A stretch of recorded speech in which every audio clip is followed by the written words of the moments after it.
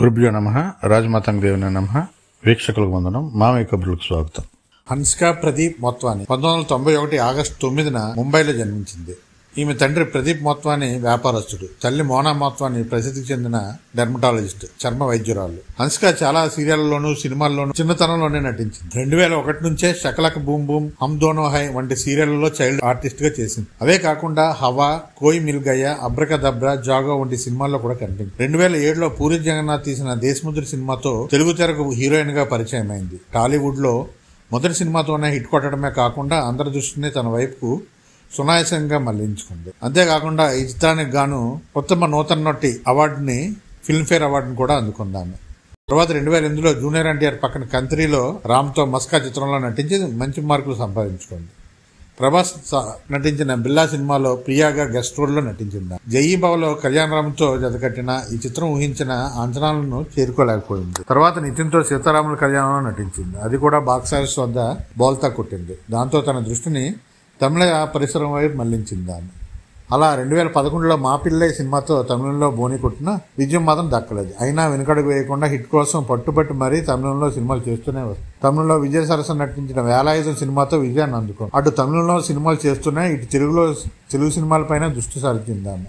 కందరిగా, oh my friend, దేనికైనా ready, something వంటి సినిమాలతో తెలుగు ప్రజల్ని పలకరిస్తూ హిట్టులను కూడా తన ఖాతాలో జమ చేసుకుంది. కేవలం తెలుగు, తమిళంలోనే కాకుండా హిందీలో కూడా ఆప్కా సురూర్ సినిమాతో ఆ అమ్మడి లక్క పరీక్షించుకుంది. అక్కడ కూడా ఇటు కొట్టడంతో మనీ హైతో హనీ హై సినిమాలో నటించే అవకాశం దక్కించుకుంది.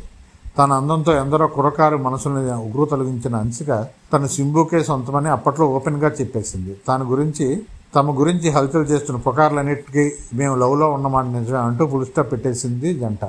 కానీ ఆ బంధం కాస్త బెడిసి కొట్టడంతో నా దృష్టి అంతా కెరీర్ పైన అని ప్రకటించుకున్నాను. కేవలం నటనాపరంగానే కాకుండా మానవత్వం ఉన్న మనిషిగా కూడా హన్సికాని మెచ్చుకోవాల్సిందే. ఎందుకంటే ప్రతి పుట్టినరోజుకి ఒక అనాథ అమ్మాయి లేదా అబ్బాయిని దత్తత తీసుకుంటుంది. ఇలా ఆమె దత్తత తీసుకున్న పిల్లల సంఖ్య 20కి పైగా ఉంది. ఈమెకు పాలంటే అసలు నచ్చవు. ఏమాత్రం తిరిగి దొరికినా వంట చేయడం ఆసక్తి చూపిస్తానని, అలాగే ప్రయాణం చేస్తూ లోకమంతా చుట్టి రావడం అంటే చాలా ఇష్టమని, ఇంట్లో ఆమెకున్న పెద్ద ఎంటర్టైన్మెంట్ తన బ్రదరే అంటూ చెప్పుకొస్తుంది ఆమె. 2013లో విడుదలైన సింగం 2లో నటనగాను అందరి ప్రశంసలు అందుకుని ఆ సంవత్సరం బిర్యానీ, వాలు, పెట్టే మన్నన్ వంటి 6 సినిమాల్లో నటించింది ఆమె. బాలనటిగా 5 సీరియళ్లు, 6కు పైగా సినిమాల్లోనూ నటించింది ఆమె. అలాగే హీరోయిన్ గా తను తెలుగు, తమిళం, హిందీలో 2, మలయాళంలో 1, కన్నడలో 1, తమిళ, తెలుగులో మొత్తం కలిపి 50 సినిమాల పైగా నటించింది ఆమె.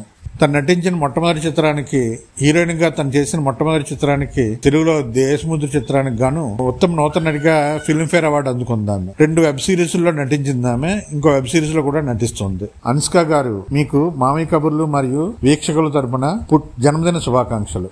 మామయ్య కబుర్లు ఛానల్ ను సబ్స్క్రైబ్ చేయండి, గంట సింబల్ నొక్కండి, లైక్ చేయండి, వీడియోని షేర్ చేయండి. Thank you for watching.